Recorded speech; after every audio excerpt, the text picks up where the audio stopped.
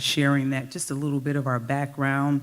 Faith in Florida is a 501c3 faith community organization. We are nonpartisan and we're not aligned with any parties. It is simply our charge to make sure that we educate our community, lift up our democracy, and encourage individuals to vote. We stand and believe on, if you can see all around the building, these banners that says building a beloved community.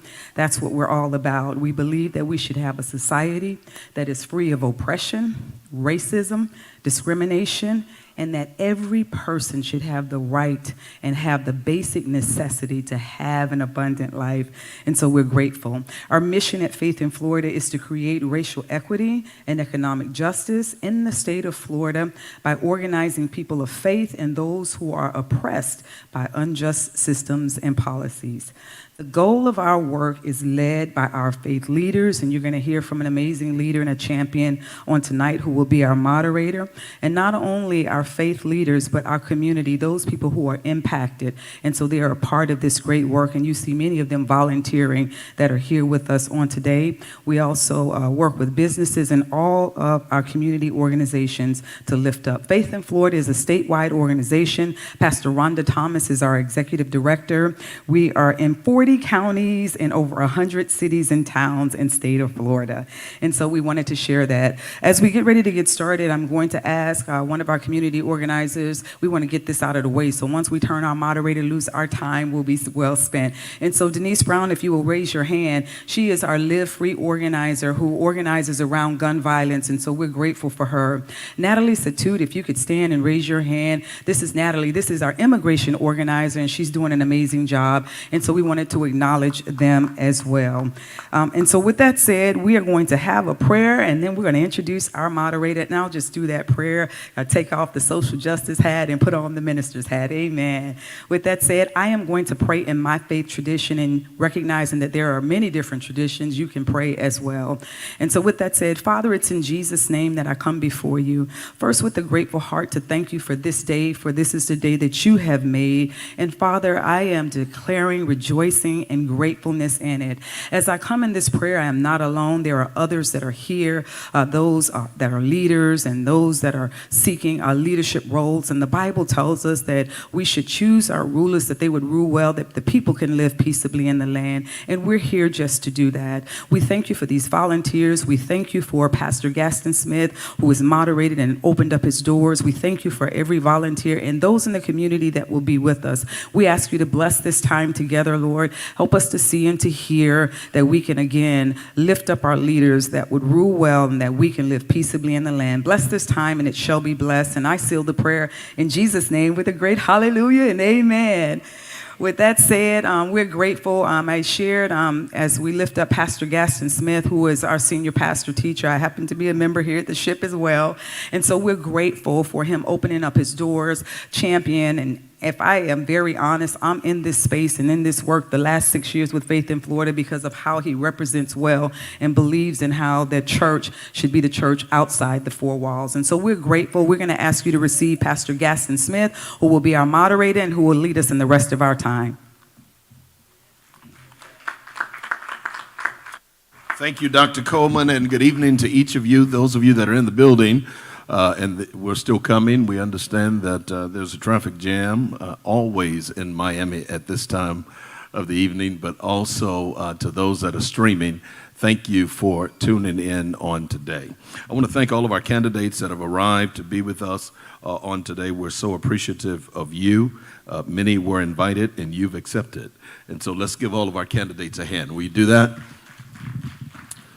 This session is called Who's on the Bench, and we did a forum last Tuesday night for the Sheriff's Candidate Forum, and tonight is called Who's on the Bench, as these are aspiring judges. At least one of them is already sitting but is aspiring for a new term, and then others are running, some for open seats, and they're still coming in on tonight.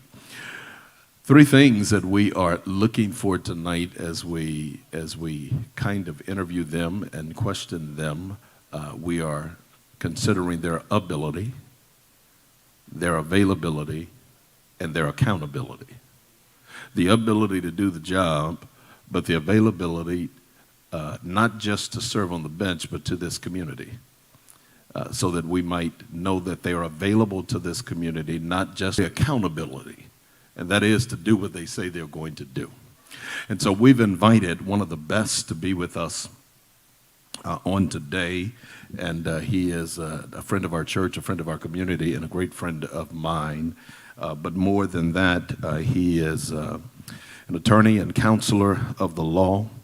The Hanfield firm is a highly respected criminal defense law firm established in 1988 to provide the very best criminal defense in South Florida, in the South Florida area.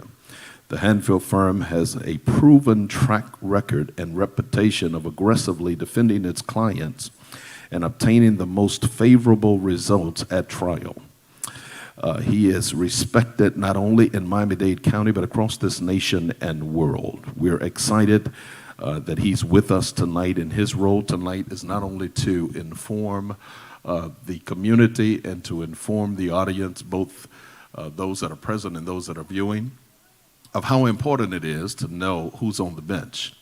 But secondly, to charge our candidates tonight, and we thank God that he's taken time out of his busy schedule to be with us today. He's my friend, my brother, and personal counsel, and a well-respected leader in our community. Help me show some love to Dr. Larry Hanfield as he comes and speaks to us. Yes, sir. Thank you. Good afternoon. I want you all to do better than that. I mean, God woke somebody up this morning, otherwise I wouldn't be in here looking at you. So good afternoon. First of all, I am happy and I am at the same time, if I have to be very transparent with you, embarrassed.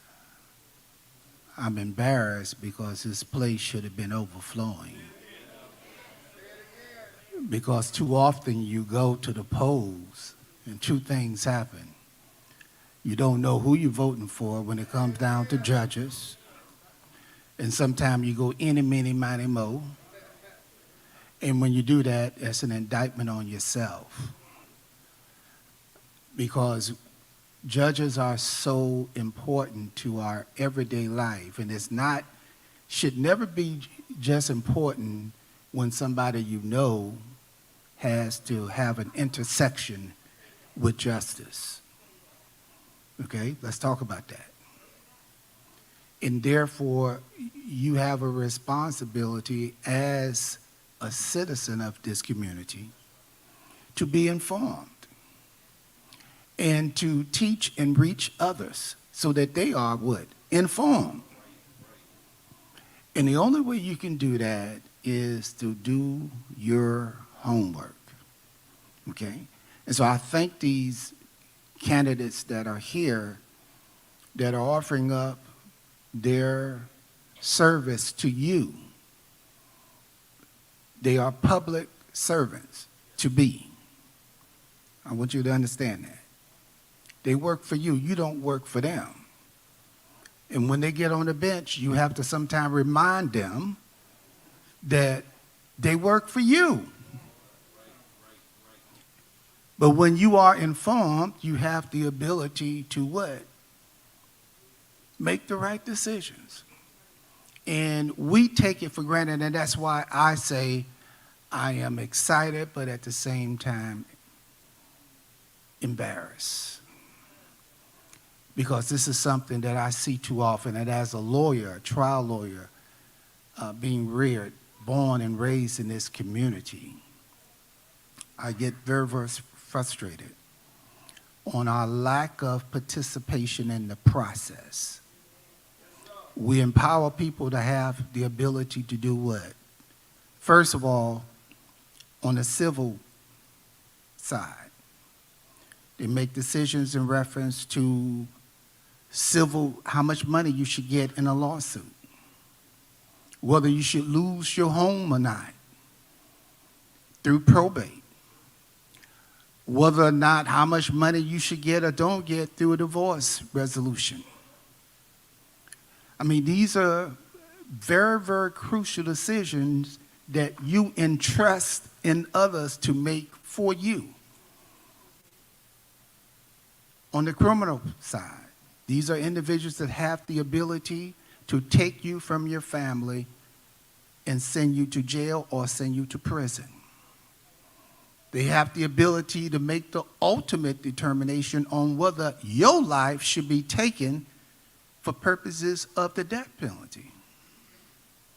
So these are individuals that you give awesome responsibility that affects life, liberty, and your treasures. And if you thought about it in that manner, then you can understand what I mean. That this place should be overcrowding where you have to put speakers on the outside because we are full to capacity.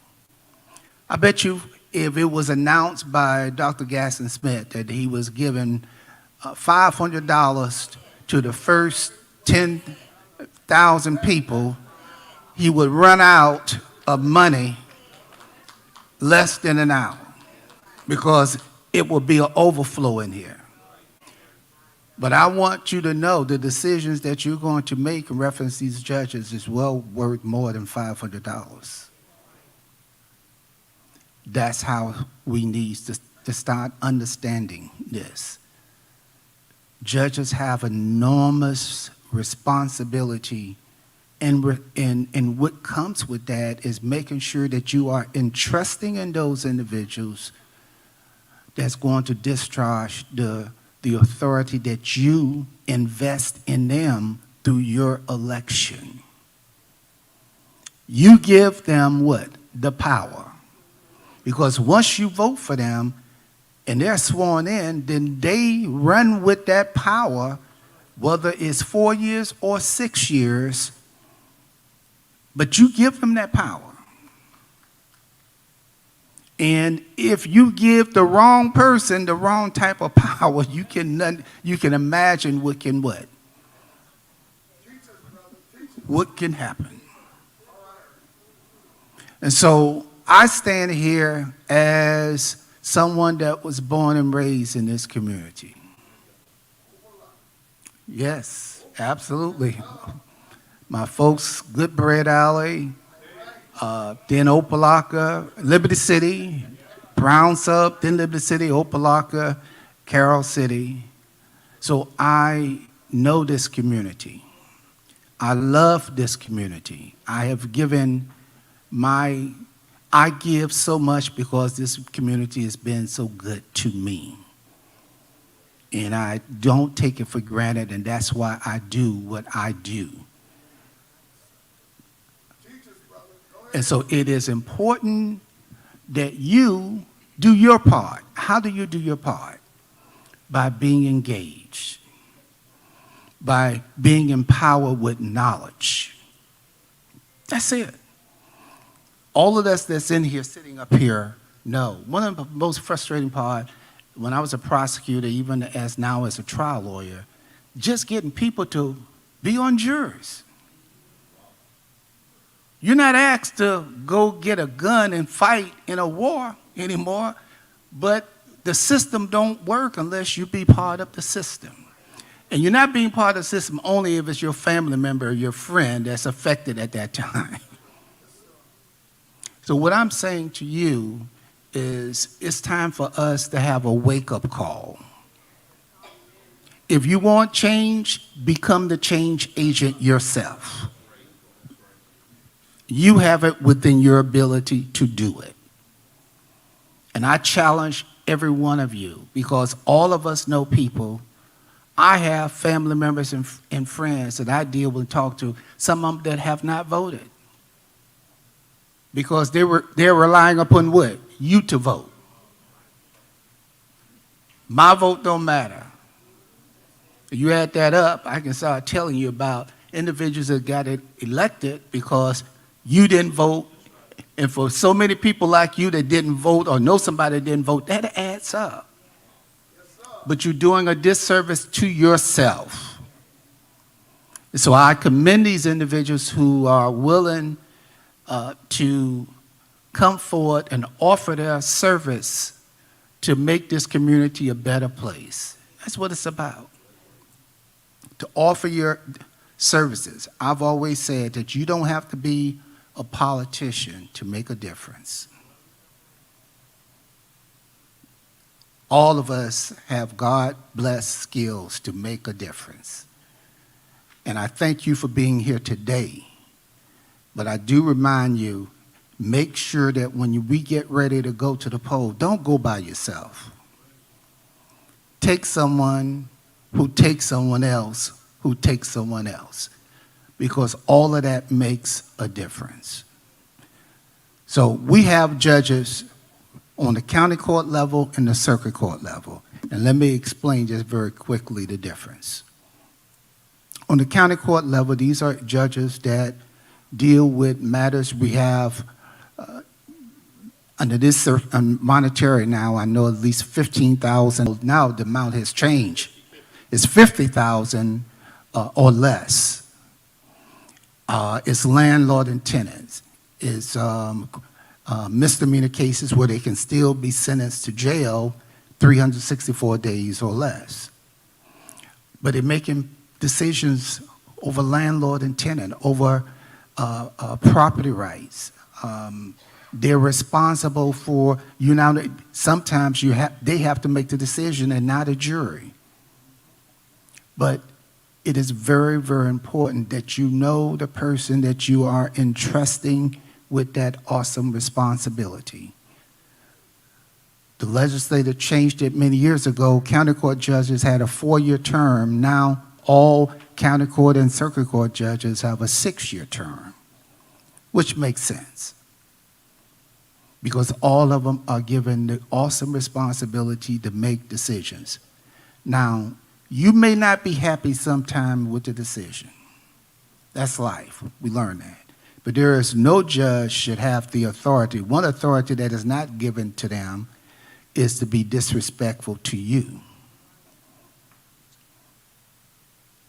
And so therefore it is important to elect judges that understand that they work for you. You don't work for them. That means individuals that when you get that black robe, you humble yourself because you've been given an awesome, rare responsibility. And it's not at that time where your ego start elevating itself. No, that's at that time where your ego diminishes itself. Why? Because you now are serving who? The public, the people.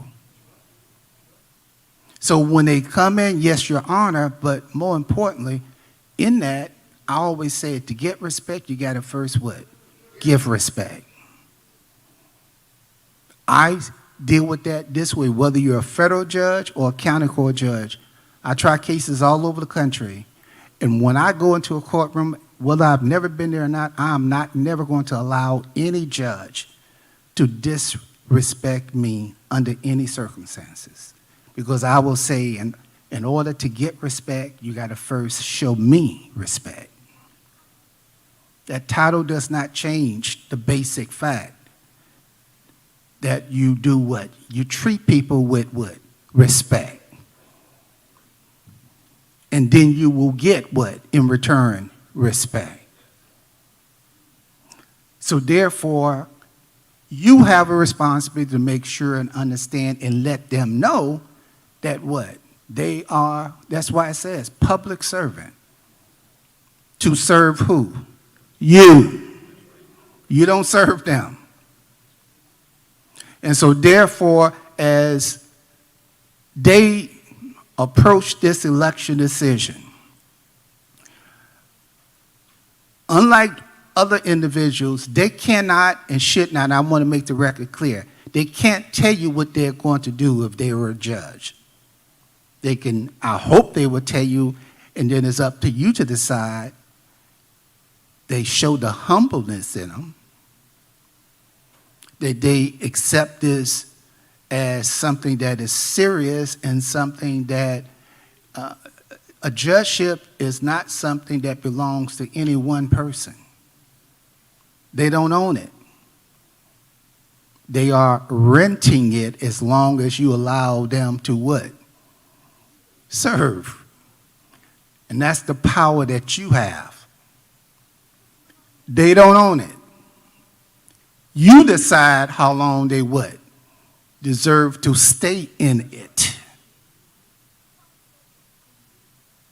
And if you understand that, that keeps them in what? Check. I'm just basically keeping it real. Okay? It keeps them in check. If you ever go into a courtroom and you feel that a judge is being disrespectful, looking down, talking down on you, you have a right to do something about that. Because unfortunately, you got some judges, for whatever reason, you wonder, wait a minute, where did that come from?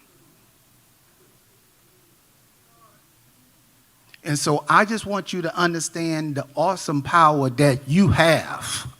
Because we take it for granted. You have more power than you realize.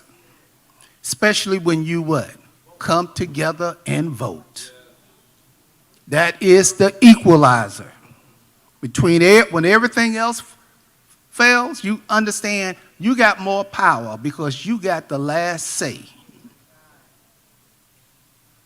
And one thing money cannot buy, it may get your name out, but it still cannot buy a vote. So you control it, and you must understand it. And our community must do a better job in recognizing the power that we have. And with that, the power, there are certain things you must demand, and that is respect. That's all you can ask for. And if they don't do that, then they don't deserve to continue in that position.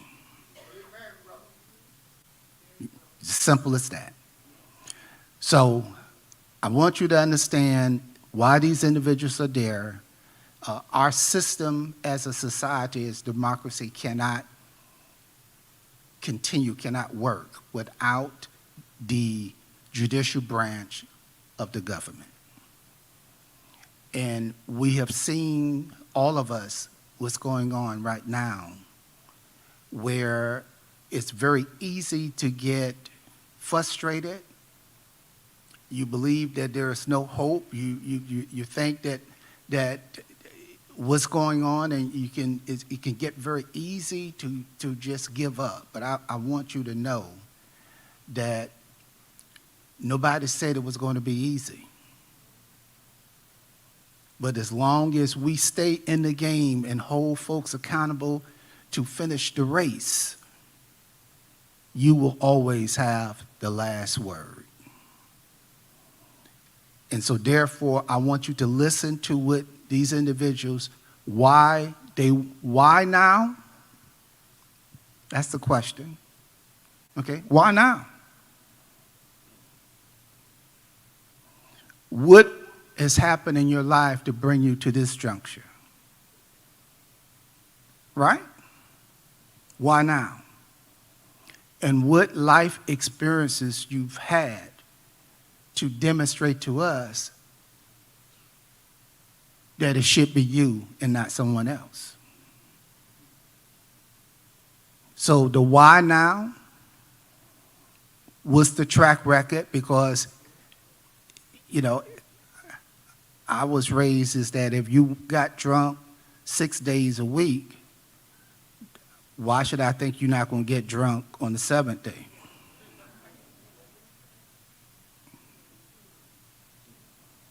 So those are the questions and concerns you as a voter need to understand, because they are doing an interview, but you're the one that's the employer.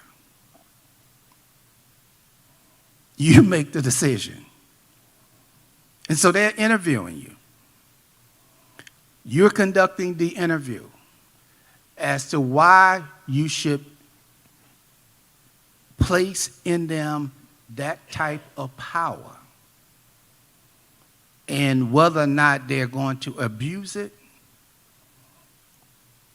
or use it in the furtherance of benefiting this community and you as a taxpayer. Look at the background. And so these, as if you say, Larry Hanfield, what are some of the things that, as a citizen, I should be concerned with? I'm telling you. It was just as if you're interviewing anyone else. But just I understand that with these judges you're placing with them awesome, a lot of authority and power. And so if you put somebody in there because you didn't do your homework, I like to say you get what you would pay for. So with that being said, I thank Pastor for inviting me.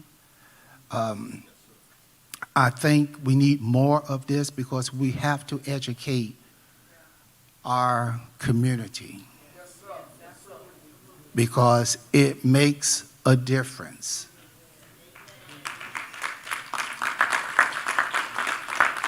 Thank you, my pastor. Thank you, my counsel. Okay. Appreciate you. Let's show some love to Dr. Larry Hanfield. Thank you so much for informing us. We appreciate you for taking time out of your busy schedule. Thank you, Pastor Carol Nash Lester and Pastor Alfonso Jackson Jr. For being present on tonight. And again, those of you that are streaming, please share it, tag it. Make sure that others get a chance to see this, spread the word. If you would do that for us, that would help us multiply the awareness on tonight. We're grateful for Mr. Christopher Green, Mr. Mariana Ariel Corsili, Mrs. Benita Jones Peabody, Mr. Scott Janowitz, Mr. Jason Edward Block, and Mr. Christopher Benjamin, all for being present. Again, let's give our candidates a hand. Little known fact, at least from the 11th Judicial Court, Circuit Court of Florida's serving Miami-Dade County is the largest in the state and the fourth largest trial court in the nation. Its 1, 2, 3 circuit and county court judges serve a population of over 2 million in a 2,000 square mile area. Judges preside over hearings and listen to the arguments of opposing parties. Judges and hearing officers oversee legal matters, just as Dr. Hanfield explained. In court and administrative procedures, they may conduct pretrial hearings, facilitate negotiations between opposing parties, and issue legal decisions. I'm going to give each of the candidates 3 minutes for an opening comment, and I'm going to ask that you keep your eye on the clock there in the media booth up top. And if I approach the podium, or if you hear me clear my throat, that means your 3 minutes are up. So let's start with Mr. Green. Take about 3 minutes. Tell us a little bit about what you plan to do and why you are seeking our vote. Thank you, Pastor. Thank you for Faith in Florida for hosting this forum. As Dr. Hanfield said, it's so important to educate the voters, and especially when it comes to judicial candidates. So for the last 17 months, I've had the pleasure and the honor of serving the community as a county court judge here in Miami-Dade County. For my first year, I was assigned to the Caleb Center, just not too far from here. And now I'm at the South Dade Justice Center. Just a little bit about my background. For 30 of my professional years, I've been in public service. I started at the Public Defender's Office. I started as a certified legal intern at the Miami-Dade County Public Defender's Office under Bennett Brummer, where I was lucky enough to try or participate in 10 jury trials. I then was hired by the Public Defender's Office later. I went from juvenile court to county court and to circuit court, trying all kinds of cases, including first-degree felonies. After that, I went into insurance defense for a year and decided I missed public service. So I went to the City of Miami City Attorney's Office for the next 22 years, where I served as an assistant city attorney and litigator. During this time, I was able to get board certified by the Florida Bar, recognized as an expert in civil trial. I was nominated 9 times by the Judicial Nominating Committee for appointment to the bench, and I was finally appointed in December of last year. So I have a career that's well rooted in public service and service to this community in particular. And I recognize that I serve you, and I serve at the will of the voters. And I am humbled by the service, by the responsibility, and I hope to gain your support for another 6 years. Thank you. Thank you. Thank you, sir.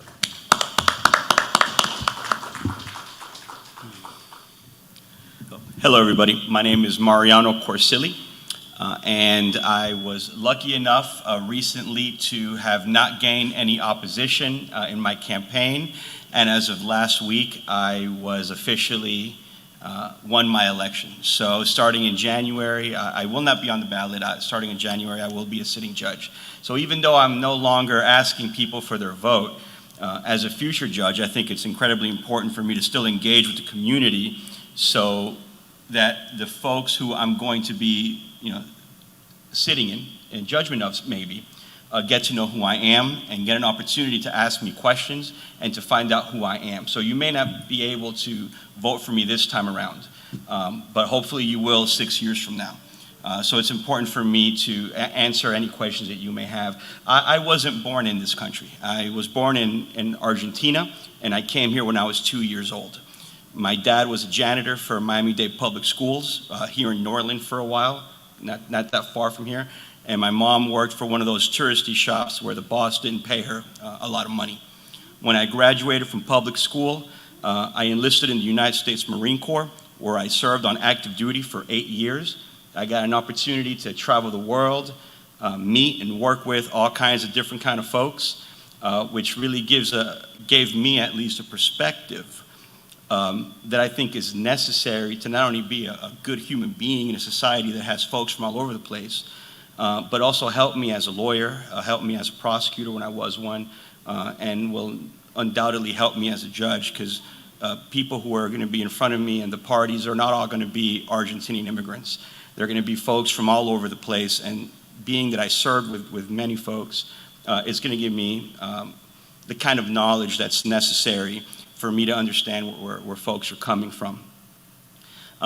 When I became a lawyer, my first job was as a prosecutor. I did that, I enjoyed it, and then eventually I opened up my own firm where I did criminal defense and a whole bunch of personal injury plaintiffs work. I thoroughly enjoyed that. One of my career milestones was being voted on to the board of the Florida Association of Criminal Defense Lawyers here in Miami. And sometimes criminal defense lawyers, they don't have the best reputation out in the community at large, but to everyone that doesn't think criminal defense lawyers do an important job, I say that criminal defense lawyers is one of the few jobs that's actually articulated in our Constitution. All right, we have a lot of rights in this country, and one of them is the right to have a lawyer stand by you when the government thinks you did something wrong, because the government's going to have a lawyer. And the Constitution guarantees that you have one as well. For the last 12 years, I've also been the president of the Veterans Bar Association. It's an organization that I started in order to do pro bono work for veterans that need help. I've advocated for, I helped pass legislation that benefits veterans trying to go to school, veterans who are homeless, veterans who are trying to get the kind of support and money that they deserve and they rate from the Veteran Affairs Department. So I've spent my entire legal career in the service of folks. As for why now, the first seedling that 30 seconds, grew in me to be a judge was sitting in front of judges who were not being respectful, and just me thinking that, well, that's not right. When I was a sergeant of Marines, I had a very powerful job, and you don't have to be a bad guy to do a hard job. You don't have to be disrespectful. And as a criminal defense lawyer and as a civil litigator, I was honored to fight for justice one case at a time. And as a judge, I now have the opportunity to guarantee justice for everyone that walks into my courtroom. Thank you. Thank you Thank very you, much. Mr. Thank you for Corsilli. the time. Yes, thank you. Ms. Jones-Peabody. Yes.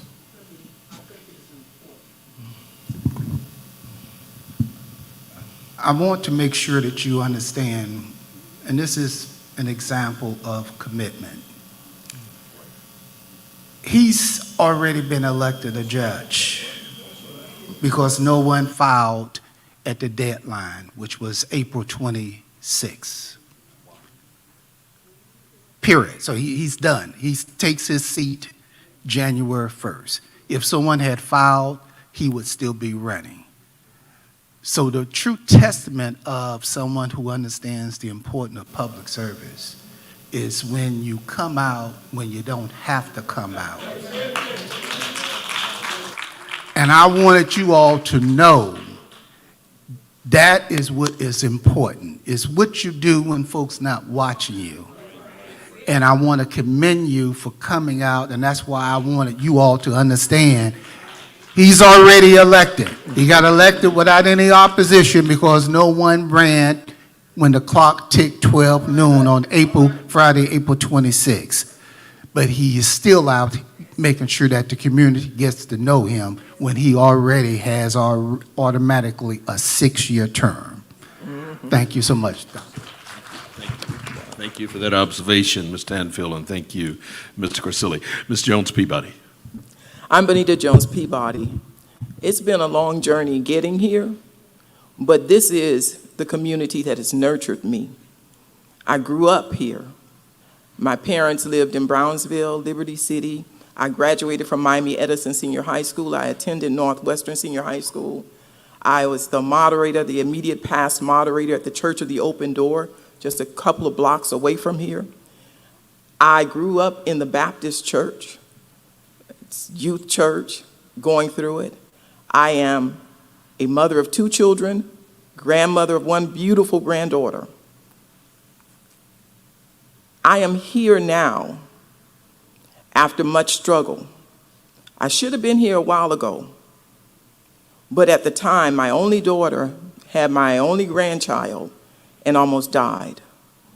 And when I nurtured her back to health, a few months later, my husband, who was the love of my life, we were boyfriend and girlfriend at age 9, suffered a stroke, could not move, could not speak, had to be turned every 2 hours. And I sat by his side. I wanted him to know he had someone in that fight with him. And my clients didn't suffer. At that time, I was a criminal defense attorney. I've been a criminal defense attorney in the Office of the Public Defender for 20 years. I've been a practicing attorney for 30 years. And all while my husband was ill, I had cases representing clients because they had no voice. And I knew I had to be the voice for them to make sure that all of their rights were protected. And I did that. I rose up in the ranks at the Public Defender's Office, starting as a very new attorney years ago, to now I'm a supervisor where I supervise attorneys that are new to law.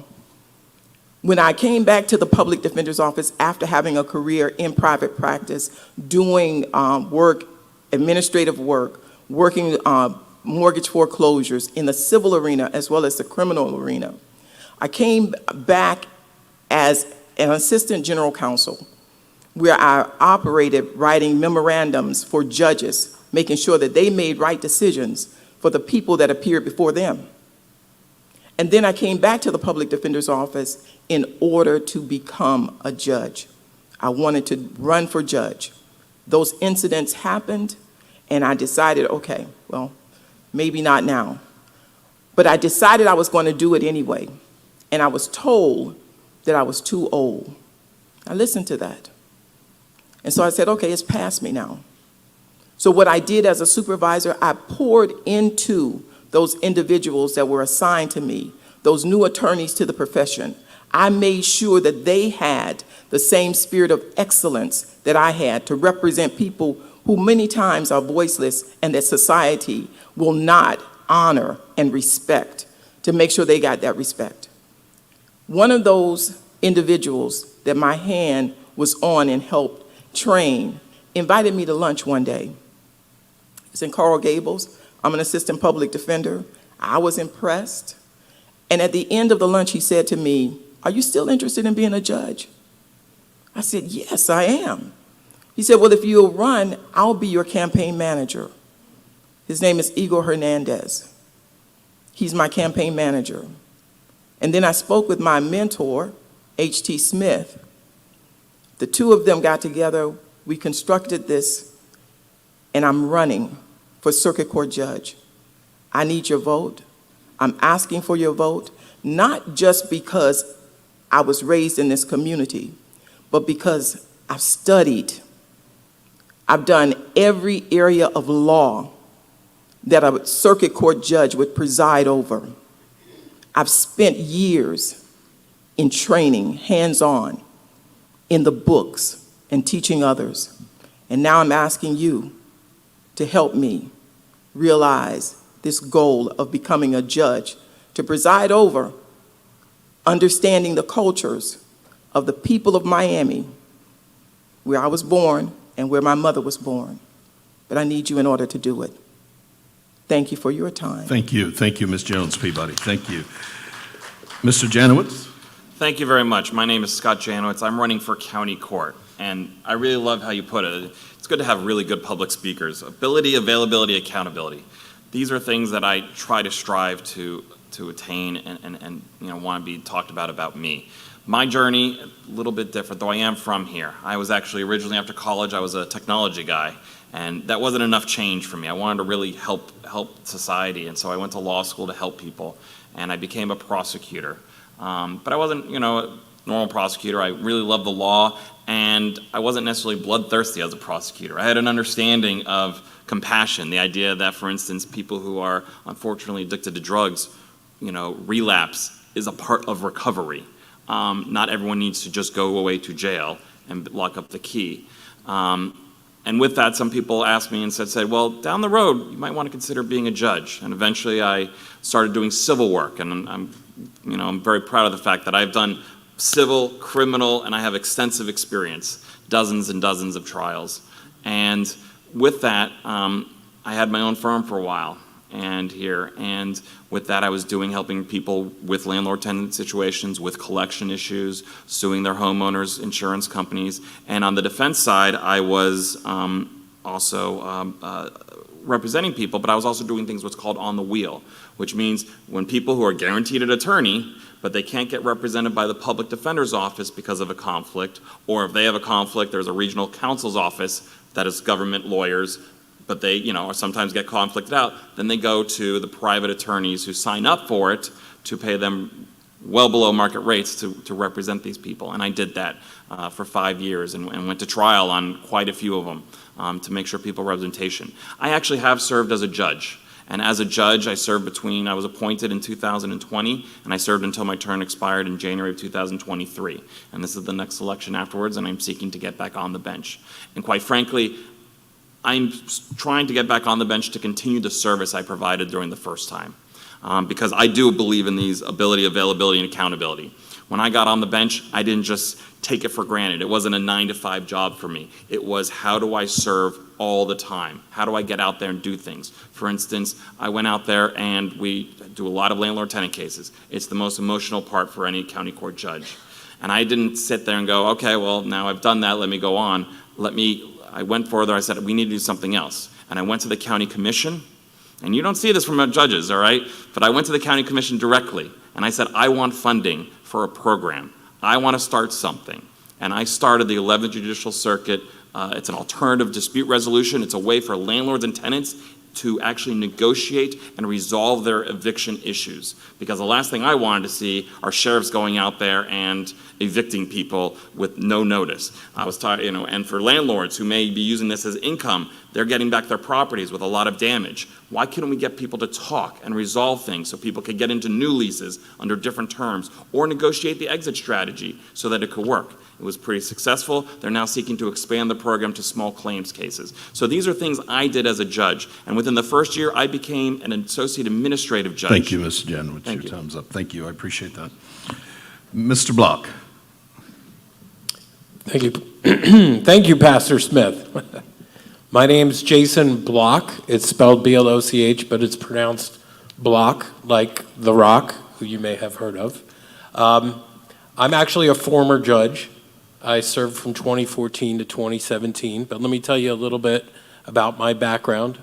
I grew up here in South Florida in Hollywood. I went to public school. I was raised by my mother, who had been divorced from my father, along with my brother. I went away to college in California, at the University of California at Berkeley, went to law school at Georgetown, where I graduated with honors, and then came back down home to Miami. And although I could have gone to a law firm, I felt that my career was in public service. My brother had the same calling. He ended up working for the Fort Lauderdale Fire Department and now works with the BSO Fire Marshal's Bureau as a captain. And so I spent 20 years working in the county attorney's office. Some of you, I know for a fact some of you know what that is because I see some former coworkers here. So, hello. And they could tell you a little bit about the kinds of things I did that I was at the county.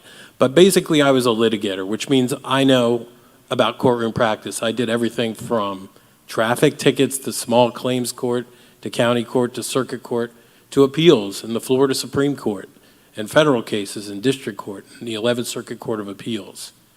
And after 20 years of having that experience, I felt that my calling was to continue in public service, so I applied to become a circuit court judge, and I went through the judicial nominating committee process. That's a very vigorous process, extensive vetting, background checks, checking with all the judges you've been in front of, your opposing counsel, and I was nominated from among over 30 applicants and selected for the job. It was one of the highlights of my career. Since leaving the bench, I've continued to devote my life and my work to public service. I've been doing almost exclusively pro bono work for the last 7 years, providing legal representation to families and individuals and organizations that need representation but otherwise can't afford it. And I've devoted over 1,000 hours doing that and have received awards from the Legal Aid Society for my work. I also serve on the Legal Services Board of Directors for pro bono work. But one thing I wanted to mention, and that is Faith in Florida and the mission of this organization really resounds with me because in addition to my pro bono legal work, I was also the president of my temple for 3 years, Temple Solel. And we have a concept in my tradition, in my faith, very similar, called Tikkun Olam, which means repairing the world. And it's very important that what we do is to serve the community. And I remain very proud of the ways that we gave back to the community. Other things that I've done since leaving the bench, I've served on the Miami Civilian Investigative Panel. That's the panel that reviews allegations of police misconduct. And that serves a very important function to make sure that when those allegations are made, there is an independent body reviewing that. And I developed a reputation that was fair to everybody, fair to complainants and police officers. And I'd like to think I had that same reputation. In fact, I'm fairly confident I did when I was in the courtroom. Dr. Handfield talked about respect and how he doesn't give respect to a courtroom unless he gets it. Well, I was very privileged to know Dr. Handfield first when he led the Public Health Trust, when I was a young county attorney and saw his leadership, some of which we've seen again here tonight, but then as an attorney in my courtroom. And I know that I saw him to be professional and respectful, not just to me, but to the prosecutor, to the court reporter, to the clerk, and everyone else in the courtroom. So based on his own test, I'd like to think that he would give me the same evaluation. In fact, in the Dade County Bar Poll, 50% of the respondents said that I was exceptionally qualified, another 40% said qualified. That was one of the highest ratings in that poll. And in the last election, where I got the endorsement of the Miami Herald, United Teachers of Dade, and the Miami Times, I was also rated the most qualified in that race. I feel like I still have a lot more to give to this community, and I urge you to consider me for your vote. Jason Block, rhymes with The Rock. Thank you, Mr. Block. Mr. Benjamin, Thank you, Pastor. I'm Christopher Benjamin, and I'm looking for your vote for County Court Judge. I wasn't born in this community, but this community made me. I started my service in the military, and I served for 3 years in the United States Army. And I came back home, and I decided that I would continue my education, and I continued that education at Florida Memorial University. And while I was at Florida Memorial University, I had an opportunity to become a member of a fraternity. And that fraternity was all about service. I didn't grow up understanding what service to our community was about. But through that organization, I began to understand how important it is that we're in school obtaining an education, and that education can be used for the good of our community. I understood then that how important it was for me to take what I was learning and offer it up for the benefit of my community. We say that sometimes your path or your steps are ordered. And I believe service is the path for which my steps have been ordered. Because after serving in our military and after having gone to college and continuing my service to this community, I then went to law school because I believed that through the law, I could make my community better. And so I wanted to take the information again that I was learning in law school and use it to the benefit of my community. And I was able to do that because after graduating from law school, I was able to open up a law practice. One of the greatest things that affects our community is our access to justice, our access to the courts, because a lot of us can't afford an attorney. A lot of us, too, also make too much money to go to legal aid. And so understanding that, I said, how can I help my community? So I made sure that my practice would be of service to my community. So I offered my fees on a sliding scale so that whatever you made allowed you to be able to afford my fees. And I've served every area of law that comes before the county court. Every area. And I've served on the plaintiff side. I've represented plaintiffs in our county court, and I've represented defendants in our county court. In 2010, I was appointed to serve on the traffic court bench. So from 2010 to 2020, I got to serve the public again as a traffic court magistrate. And for a lot of people, that's the only time they'll ever come into contact with our court system is when they get a traffic ticket. And through that, I learned how to deal with the public, how to be patient, how to be humble, how to be firm when necessary, and how to be fair and balanced. And that is what I bring to the bench. It's what I've cultivated over 10 years as a traffic court hearing officer. And with that, I offer again my services to the community. Just so I can back up for 1 minute, I left the bench in 2020 because I was elected as a state representative, where I serve today as the state representative for House District 107. And I've passed a number of laws. I brought back millions of dollars to my community. And I'm here now asking for your vote so that I may continue to serve you in one of what may be considered the most important places where we receive justice, our courtroom. Thank you. Thank you, Mr. Benjamin. Let's show some love to all of them. I am going to just share that there no outbursts are allowed, and I'm asking that you keep your applause until the end. And if there is a question that you may have from the audience, we have representatives throughout the audience today that have index cards that they can give you so that you can write your question. If time allows, we'll get to those questions. We've got another hour together. I'm going to do a series of questions, at least 2 rounds to all of our candidates, specific questions to each one of them. And then they will have another question on a 3rd round that all of them can answer. And then we'll start taking some questions from the audience. And so please, let's do everything tonight decent and in order. Let me start with you, Mr. Green. And I'm going to ask that you would limit your answers 2 minutes if possible, okay? That's the only way we're going to get through this. We were a little generous in the opening with 3. You're going to get some minutes at the end to close.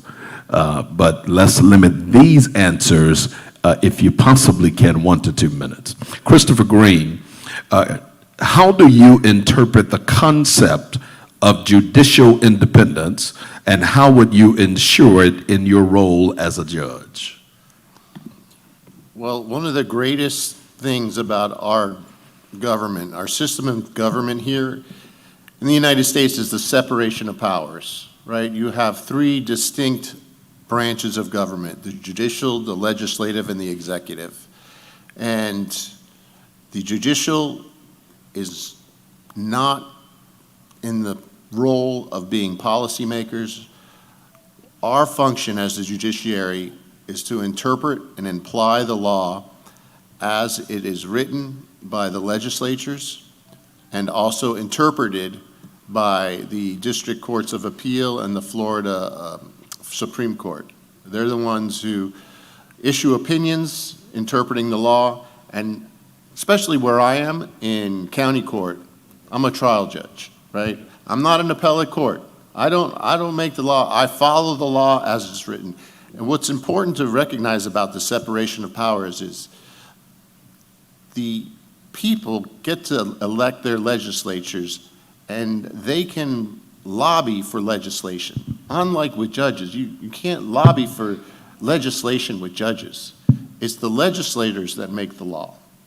It's the judge's role simply to apply the law as it's written, and when necessary to interpret it in light of the precedent and decisions that we're given by the district courts of appeal.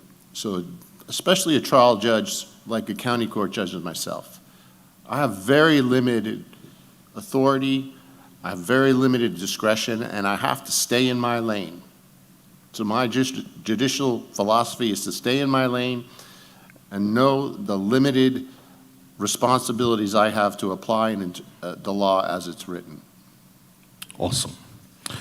Thank you, Mr. Green. Mr. Corsilli, how would you balance the application of the law with the needs and concerns of your constituents? Well, I think as a judge, your constituents are obviously the people, whether they be a landlord or a tenant, whether they be 2 folks who are arguing over a contract. But I think the independence of the judiciary comes into play pragmatically, probably a lot more in the criminal law context. In criminal court, you have, in every single case, the state of Florida, with all its billions of dollars in resources, versus a citizen. That depending on how much money that citizen have, we either have a fantastic lawyer who is private, or at least in this county, a fantastic lawyer from the public defender's office. But from the perspective of the judge, the state of Florida is but a party, no different than the defendant. These are 2 parties who are before you. A police officer who comes to court to be a witness for the state will more than likely show up in a uniform, will more than likely have his weapon on him. But that police officer is also just a witness, not a party. As the judge, it is imperative to instruct the jury that everyone that is a witness needs to be judged on who they are, not simply the uniform that they are wearing. It is important from the perspective of judicial independence to know that in the same way that no person should violate the law, that no law should violate the Constitution. And as judges, my colleague has just mentioned, we have very limited roles in what we can do from the bench. But we must also assure that the laws are fair and just and constitutional. We must ensure that every party has their day in court, regardless if they are the state of Florida, the government, or whether they are just a citizen who doesn't have that type of power. Thank you, Mr. Corsilli. Thank you, sir. Ms. Jones-Peabody, what measures do you propose to ensure equal access to justice for all members of our community? One of those measures would be that we should have on the bench representation from every culture, from every different culture. They need to be on the bench. For example, if, as a very young attorney, there was a situation that happened with me where the judge did not understand the culture of the people that was in front of him. And when I tried to explain it, he told me to apologize to him immediately. And I asked, for what? He said, because you called me a racist. I said, I didn't call you a racist. He stormed off the bench. It was a situation where a young man was accused of having hit his mom. And I was trying to explain to the judge that something was wrong with the way that the police officers had written it up. And he didn't want to hear it. And when he calmed down, my supervisor was there, I said to him, Judge, if this young man had hit his mom the way that this police officer wrote it out here, the father may have come by himself. Mom herself might have come by herself. But there is no way that the father, the mother, the sister, the brother, the uncle, and the aunts would have been here trying to tell you that something was wrong here. That's a cultural difference that says, if I know your culture, if I respect you enough to get to understand your culture, then I can make a right judgment about how I should judge rightly, neutrally, as a neutral arbiter, and that the outcome will be justice, because I know justice, and I certainly love mercy. Thank you, Ms. Jones-Peabody. And I want to thank the streaming audience because we're sharing our stream on today, and we're even getting questions via our stream. Mr. Janowitz, how do you plan to address any existing disparities in the legal system that may be disappropriately affecting certain groups? Well, I plan to continue, and thank you for the question, sort of the work I had started when I was a judge and to continue it. Obviously, on a county court bench, you're dealing with sort of two aspects. County court, unlike civil, we only have two main areas that we deal with. It's going to be the criminal and the civil side. A little bit of domestic violence that's quasi-criminal, basically. There's a couple different things. First of all is access. You need to make sure that the treatment of everyone is fair. For instance, when I had become a judge, the pandemic had just started, and we needed to make sure that everyone still had access to the courts. For a lot of that dealt with Zoom. With Zoom, though, that became additional issues because there were plenty of people without the communication devices or the ability, especially for the elderly folks, to be able to attend the hearings, because if they didn't have the smartphone or the proper application, they couldn't. So we made sure that we could provide computers to public libraries, as well as into the lobbies of all the courthouses, to make sure that everyone could still attend their hearings. In other aspects, you want to make sure that people are heard, that people understand. Understanding that judges tend to have black robes and we tend to, seem to be distant. We are members of the community, and it's important to treat people that way, to make sure everyone has respect, to feel invited. I know no one ever wants to go to the courthouse, but to make sure there's respect. And then in terms of criminal, make sure that sentences are proportionate and rational to whatever the crime, if the person is guilty of the crime or plead to it, to make sure that it's not just a heavy-headed sentence. But quite frankly, the other things is we just need to, as was mentioned, understand everyone's cultures. I mean, I'm proud, and thank you for putting up with my children here tonight. I've got my 3 biological children. I also have my 3 foster children here. So I understand the idea of diversity. The 2 girls are from Guatemala, and I don't really speak a lot of Spanish, and I have 1 boy from Ukraine. So I understand the idea, and this is what we do at home. We balance the needs and cultures and understanding so that everyone can get along, can learn, can improve, and that's sort of what I bring into the bench. Thank you. They look like they're having a good time. Mr. Benjamin, how can you provide examples, not Benjamin, I'm sorry, Mr. Block, I apologize. How can you provide examples of how you have previously worked with the community, organizations, or individuals to address legal issues? So, Mr. Benjamin wants the question. So, as I indicated earlier, I have devoted essentially my entire professional practice over these last few years to assisting organizations and individuals with legal representation. So we call that pro bono work, but essentially for people who can't afford a lawyer, and legal representation is very expensive. There's been a couple of times where I've needed to have a lawyer, and it's just shocking how expensive it is. I mean, I was a government lawyer for my entire career. So that's a real problem, access to the courts. But what I've done is, as I mentioned, I'm on the board of the Legal Services of Greater Miami, whose entire mission is to help people who can't afford lawyers get them. And in addition to that, I've taken cases myself. I've represented individuals in eviction cases, in foreclosure cases, defendants in these cases. I've represented victims of domestic violence. I've represented children who have been abused or neglected by their parents. In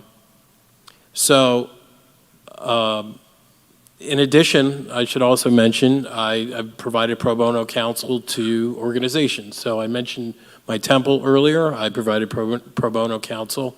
I also am a member of the Seed School, which I don't know if any of you are familiar. I see one not at least. The Seed School is a very unique charter school. It is a school that caters to low-income children at risk.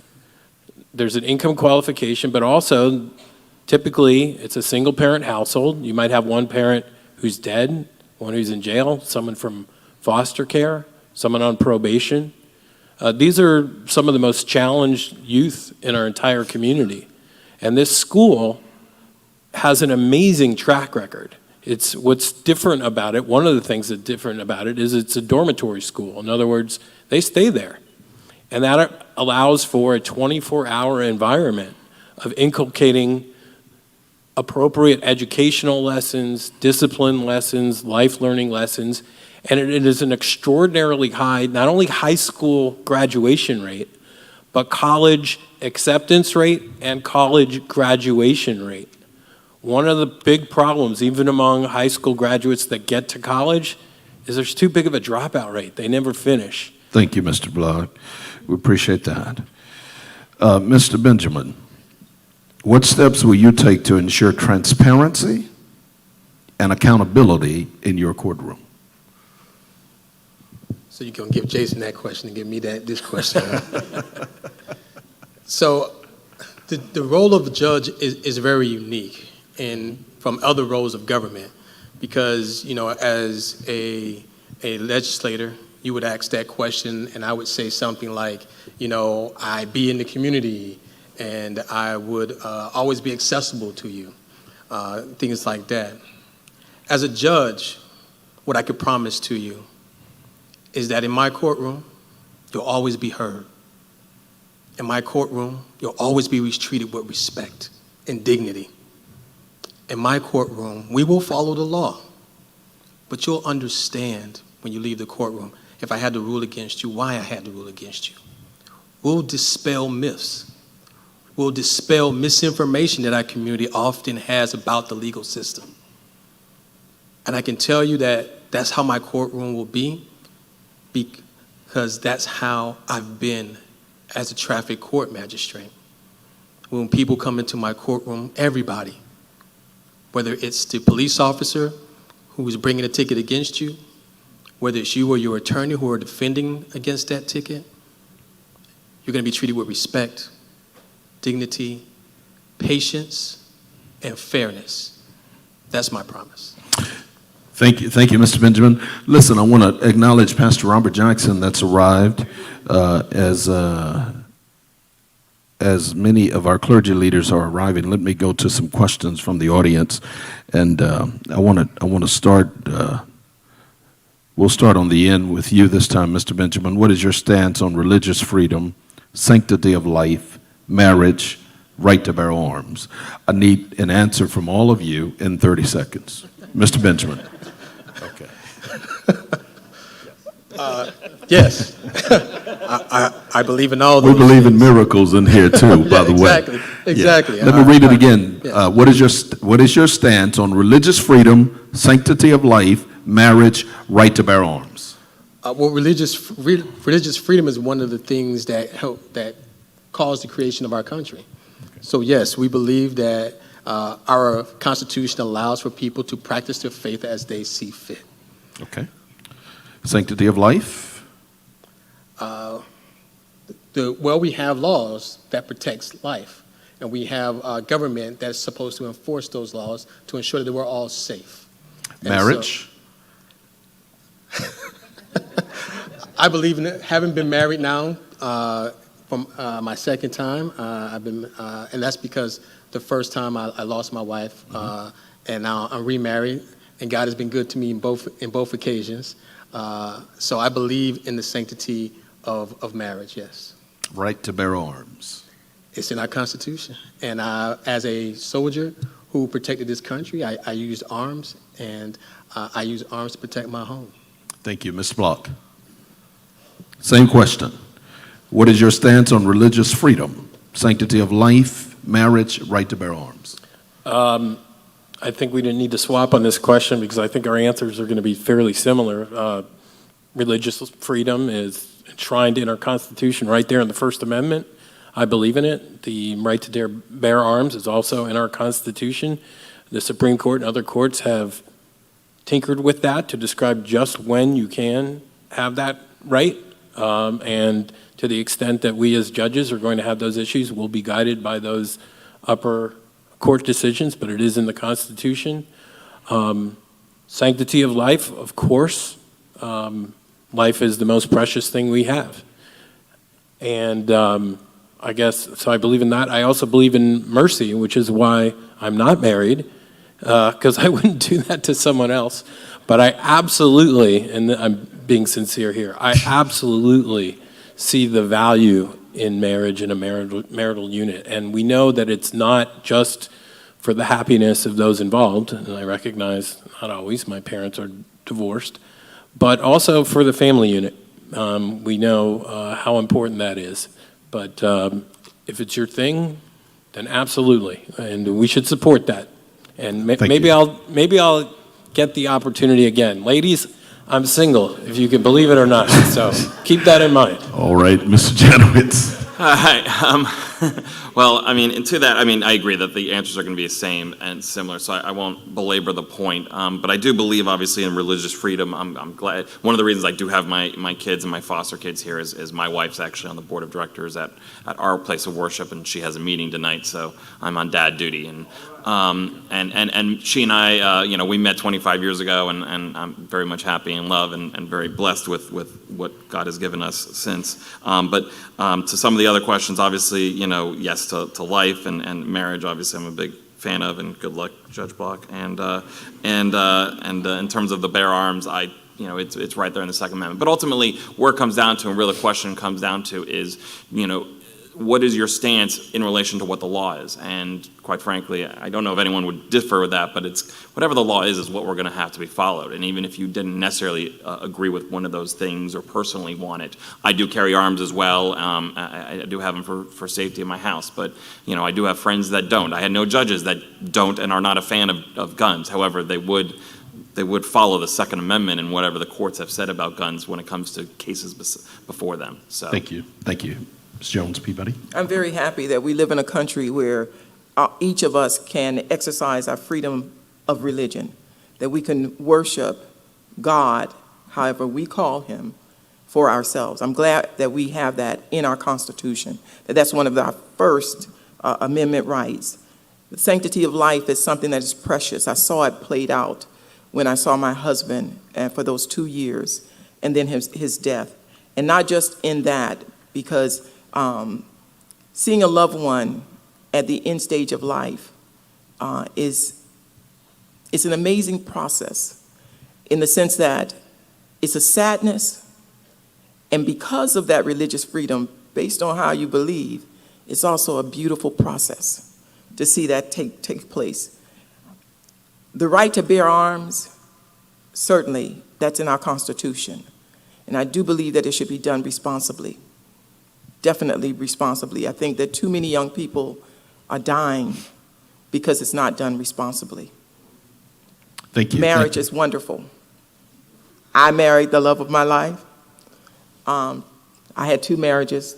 My second was the love of my life. And I think that everybody, including my opponent, should have the joy of marriage at some point in time. Thank you. Mr. Corsilli. Well, first and foremost, I have the world's best wife. She is beautiful and kind and empathetic. And my daughter's here, so please tell mommy I said all those things. Maybe she's streaming tonight, maybe. Of course, and as a Marine, I trained a lot with arms, and I agree with Bonita that we need to have responsible gun ownership. I'm a Roman Catholic. I believe that everyone has a right to determine how they view their spirituality and whether they choose to or not.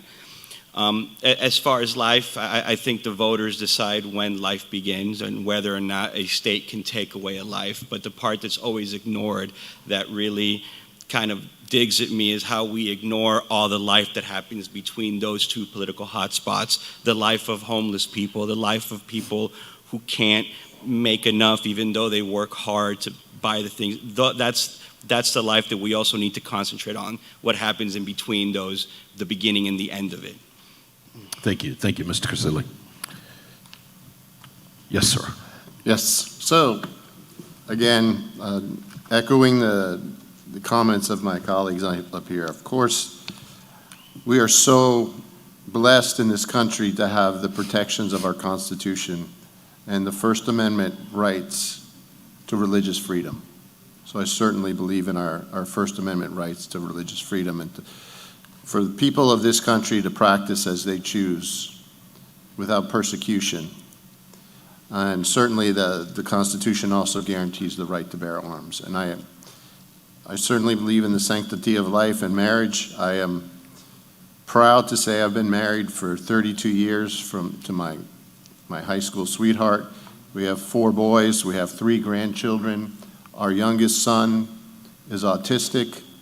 He's a special needs child. So when you talk about sanctity of life, as Mr. Corselli was saying, it applies to all people with disabilities, people who are different than us. We have to treat everyone the same. And sometimes you can't tell that someone has a disability just by looking at them, right? You don't know. I'm just going to say that. Thank you so much, Mr. Green. I appreciate that. Listen, here's what we're going to do, because this is a educational awareness forum tonight. And so what we want to do is get at least two takeaways from the audience. And your takeaway is not who you're going to vote for. Your takeaway is not who you are supporting or endorsing. But I'd like takeaways on how important this is to you tonight, and how you've been informed on how important it is to get out and vote and know who's on the bench. This is a yes or no. This is a yes or no. And I'm going to start with Mr. Green. This is a yes or no. Where is it? Are you able to decide cases fairly and impartially, free of political influence or intimidation? Yes. Mr. Casilli? Yes. Ms. Jones, be behind. Absolutely, yes. All right. Yes. Yes, sir. Yes, and I have. Yes. All right. Very good. Here's a question that anybody can take a stab at. In fact, we just need an answer. Are you able, how is it determined which judge gets which cases, be it civil, or criminal, or otherwise? The administrative judge makes that decision. The chief judge makes that choice of where a judge is going to be assigned. Okay. If it's in county court, I'm sorry. No, go ahead. Finish yours. If it's in county court, that the chief judge, administrative judge, tells which civil criminal where that judge will go, circuit court, where they will go, if it's going to be probate, if it's going to be juvenile, if it's going to be criminal, civil, where the judge will go. Okay. Mr. Green. I thought the question was where the case would be assigned. It is. The case So will the be assigned on the judge. cases Oh. are blind filed. So Okay. they should be assigned randomly throughout the entire court system to different judges. Okay. So that the parties can't pick and choose who they want to be in front of. Okay. I'm sorry, I heard, I'm sitting on the bench already, but certainly, and you just, criminal court, the case is filed by the state attorney's office. And then it goes based on if it's circuit or county. Okay. Civil court. Okay. All right. Very good. Thank you. Here's what I'd like to do. I'd like you to take now your 2 to 3 minutes to give us your closing statement as to why you want to become judge and as to why you deserve our vote. Okay? And then after that, we're going to take a couple takeaways from the audience. Sister Natalie, here's what we're going to do, Faith in Florida. We're going to present every candidate with the questions that we have. Okay? Every candidate will be presented with those questions. We'll get those out to you this week, and we want an answer on every question. Otherwise, I'd have you here till 11 o'clock tonight. Would you rather stay here till 11 o'clock tonight, or would you rather me send them the questions? That's what we're going to do. And then we're going to grade every candidate based on how those questions are answered. And then we will get we will get that across the board to all of you. We started with Mr. Green. Let's start with Mr. Benjamin coming this way. 2 to 3 minutes. Tell us a little bit about why you deserve our vote. Again, thank you for having us here this evening. This is so important, this process of educating yourself with regards to the candidates whom you're going to elect.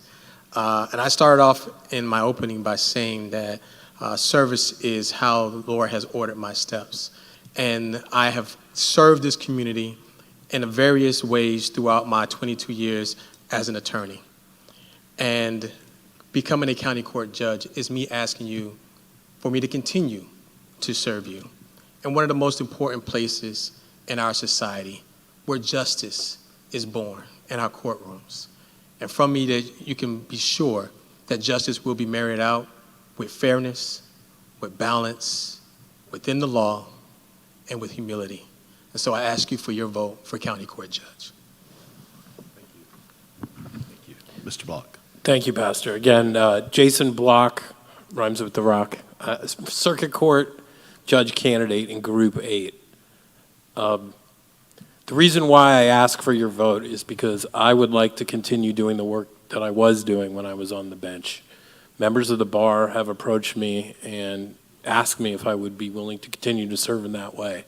As I've indicated, for the last several years, I've been providing free representation. But with some of the things that I've seen in the last few years, not just in this community, but throughout the entire nation and now internationally, one of the things that I've noticed is that in order for us to have a thriving democracy that we can all feel like we have a part in and a stake in, one of the important parts of that is a thriving judiciary, is a bench made up of judges where everyone in the community can feel confident that the judges are impartial. They're not working for one political party or another.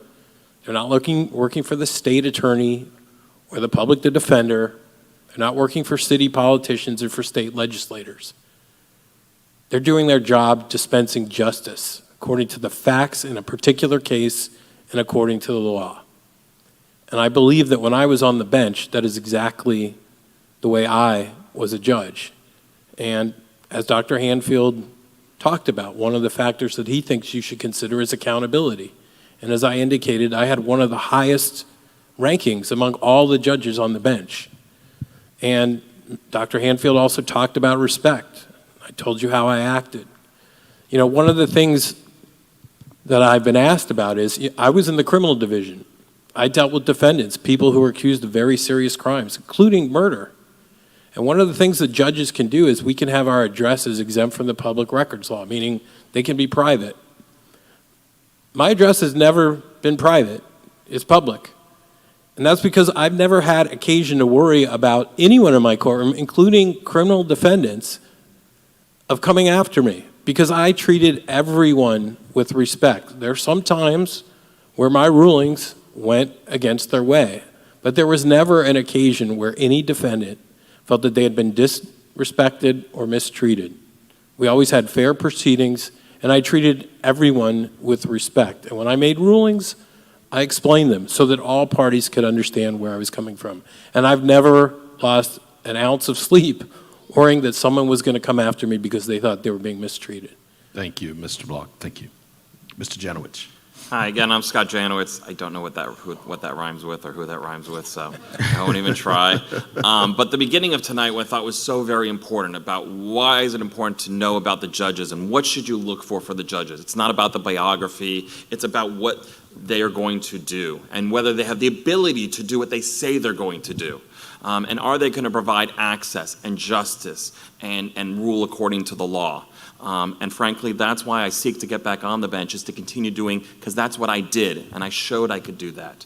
I was one of the leaders of the court system when I was on there as an associate administrative judge. So these things we've talked about access and being a leader when it comes to homelessness and evictions and everything else, are things I've done and proven I can do, and I will do for you. I also believe in being accessible to the people at large and making sure that everyone has a chance. I'm trying to be active in the community, whether it's in the legal community, on the bar committees, and things to help the society, or just in my own life by helping foster children and being involved in schools as I've built recently an autism garden. But frankly, I want to continue to serve and serve in the best way I know how, which is to be a judge, to take what I've learned as an attorney, as a prosecutor and defense attorney, representing people and everything else, and take that again to the bench so I can make sure that when you're talking about the justice system, especially in Miami-Dade County, you can be proud and you can sit there and go, I remember Judge Janowicz when he sat there in a forum and said he was going to do these things, and then he did it. Thank you so much. Thank you, Mr. Janowicz. Ms. Jones-Peabody. After graduating from the University of Florida with a degree in journalism, I came back to Miami to work at my hometown newspaper, the Miami Times. I did that. And after doing that, I went into the Office of Black Affairs for Miami-Dade County, where I did a radio talk show on WEDR dealing with the issues of this community and the people of this community. Didn't stop there. I went to law school, and I got educated at the University of Miami.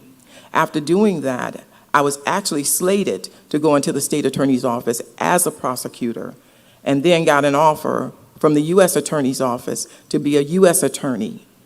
Those things didn't work out because I was a single mom with 2 kids making a living and trying to do it, so much so that I went to a temporary agency and took on a job filing papers for Miami-Dade Police Department's sexual battery unit. It was honest work, and I worked hard to do it. I came out of that and I went into private practice, and I practiced in every area serving this community. I'm on the parliamentarian for the Brownsville Civic Neighborhood Association. I'm on the Virginia Key Beach Park Trust. I'm in communities for this community. I'm also on the Florida Bar's Civil Procedure Rules Committee, that committee that makes rules about how criminal procedures should take place. I've also been a part of the Legal Needs of Children Committee. For 30 years, I've practiced law in Miami-Dade County. I've tried to verdict over 200 jury cases, 175. I've got experience. I studied to show myself approved. I'm not asking for your vote because I'm a part of the community. I'm asking for your vote because I'm a qualified woman seeking your assistance and making sure this happens. I will be fair. I know what it is to stand before someone and be disrespected. I will respect every person that comes before me, and everyone that comes in my courtroom will know that they've been heard and they've had a fair opportunity to state their case. I seek your vote today. Thank you, Ms. Jones-Peabody. Thank you. Mr. Corsilli. Fairness and justice are part of the human condition, and I know that because there's not a 4-year-old or a 5-year-old that won't come up to you and tell you that something is not fair or something is not just. The ability to know about fairness and justice lives in all of us. I got a poster in my office that says that injustice anywhere is a threat to justice everywhere. Now, during my time in the Marines, I got to travel the world, and during my time as a trial attorney, I've met many people who have not benefited from justice. And as a judge, it would be an honor for me to ensure that anyone that walks into my courtroom can get the benefit of justice. As I mentioned before, I've already won my campaign, so I'm not here to ask for your vote. But what I am here to ask for you to do is to, one, realize that voting is no longer enough. You got to get your neighbors to vote. You got to get your friends to vote. That's right. You got to talk to everyone you know and say, hey, what are you doing on the second Tuesday after the first Monday in November? And if it's not voting, we got a problem. So please get out there, talk to all your folks, and make sure that everyone gets out there and vote. Thank you very much. Thank you, Mr. Corselli. The election is August 20th. August 20th is the election. Have to get that right. Okay, Mr. Green. So, I am, I guess, the only sitting judge here today. One of the greatest moments I had in my career was my investiture, but it was a bittersweet moment because neither my father nor my mother were alive to see it. And they really shaped my life. My mother never graduated from high school. My father didn't finish college, but they taught me values, and they taught me the values of humility and the value of service. And I've continued that service. And I was appointed to the bench not as a young lawyer, as a lot of the judges are in this community, after 30 years of working. And I am humbled and I'm honored to serve this community, and I call it my home, as I've called it my home for 50 years. And I've heard references earlier by my colleagues talking about, oh, in my courtroom. It's not my courtroom. It's your courtroom. It's the people's courtroom that I sit in and serve, and it's open to the public every day. You can come virtually on Zoom, or you can come in person to see what goes on there. But I invite you to your courtroom to see justice in action, and to allow me to serve this community as I've done for more than 30 years. Thank you, thank you. Listen, while it may not apply to every case, what is your 15-second response to what the late Annathony Range called justice tempered with mercy? What does that mean to you, Mr. Green? Justice tempered with mercy is you look at each person as an individual. Okay. They're not a title. There's a person. You don't know what that person has been through in their lives, but you have to listen to them, give them respect, and give them due process. Thank you, Mr. Corselli. Well, justice is not just the finding of guilt or innocence. Justice is also how we treat with people that make mistakes. And I think mercy is realizing that all of us make mistakes. Thank you, Ms. Jones Peabody. Understanding that. You mentioned that once tonight already. I did. Yeah, so I just wanted to reiterate that. And I know justice, and I love mercy. And I think that people are accountable. That's what justice is. Mercy is saying that we're going to restore you. We're going to help you get better. Thank you. Mr. Janowitz. Justice and mercy are both very important. It means it's also part of the humility of being a judge and understanding that everyone before you are people, need to be treated with respect. The law may be written and we have to rule certain ways, but mercy is how we deal with the individuals and how we deal with those coming before us and with us. As Judge Green said, it's your courtroom, it's your system, it's how we've all done it together. Thank you. Thank you, Mr. Block. To me, justice and mercy, it's almost a redundant phrase because to me the concept of justice already includes the concept of mercy. But basically what it means is you have to look at every scenario, every situation individually and make sure that the justice and mercy that's appropriate for each case is what is provided. Thank you. Mr. Midgerin. I would echo what my colleagues have said in their responses to justice and mercy. And I would add that oftentimes mercy is the ability to see a person for who they are and asking the why. what brought you here? Why did this occur? And actually caring. And though sometimes our rulings are constrained by the law, how we address the why and how we deal with the individual person is how we display our mercy. Very good. Help me thank God for all of the candidates again. Those of you that are streaming, we encourage you to reach out to each of the candidates and check their websites out, and you can get even more information online for them. There's a couple people, two, maybe three, that would come and share what takeaways you have from today. I'm not asking you to come up and necessarily say who you are supporting, who you are endorsing, but I would like to get some feedback on takeaways, and if you would come now, we'll make room for you. You can just come line up behind her if there's another, right here to the mic in the front of you there. Hello, how are you today? I take away from all of you all everything that y'all said. And if y'all stand by y'all word for whoever we pick and for the young man who is already in the chair, congratulations. But we select the ones that's going to listen to us and not just take one side. And I think each one of you all have touched and pierced the part in my heart, because dealing with people that are very different in the area that is always talked negative about, it's called help. People need help, and like y'all said, the understanding. And the only way to get the help and the understanding is listening to us. And I thank y'all for being here tonight. Thank you. Awesome. Can we get one or two others that will come and share whatever takeaways you may have from tonight? All right, I'm going to ask Dr. Robert, come on, Sister Jomo. I'm going to ask Dr. Robert Jackson to close us out in prayer tonight. Please stay around, greet the candidates. You have material.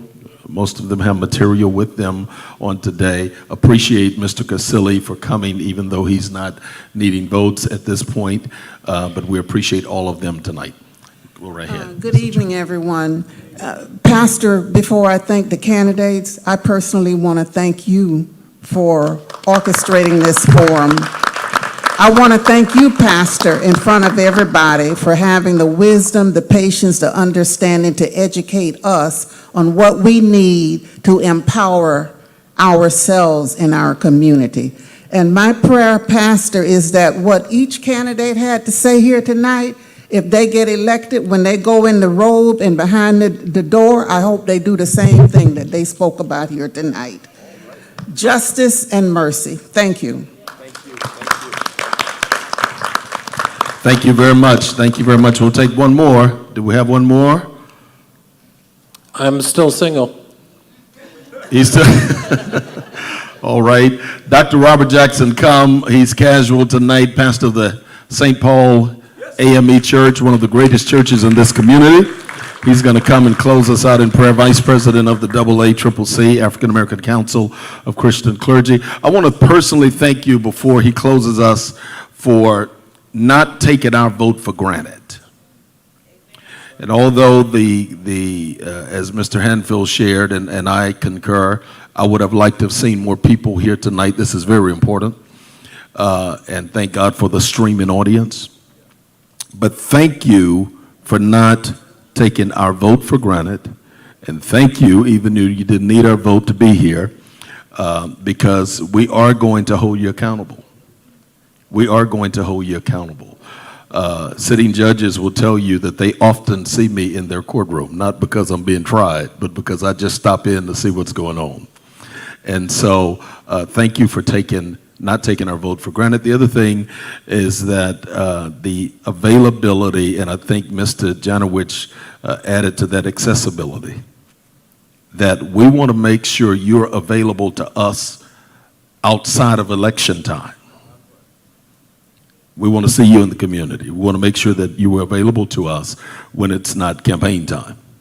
and then of course, your ability and your availability. What was the third one?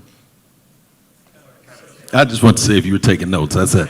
And accountability. We want to make sure, as Sister Cassandra said, that you do what you say that you are going to do. Establish trust in the community so that we can understand that not only you're approachable, accessible, available, and you're able, but that we can hold you accountable to everything we do. As a faith leader in this community and other faith leaders that are in this community, we're praying for you. The Bible tells us, just like your Torah and just like, the Word of God shares with us the Quran and the Torah and the Bible.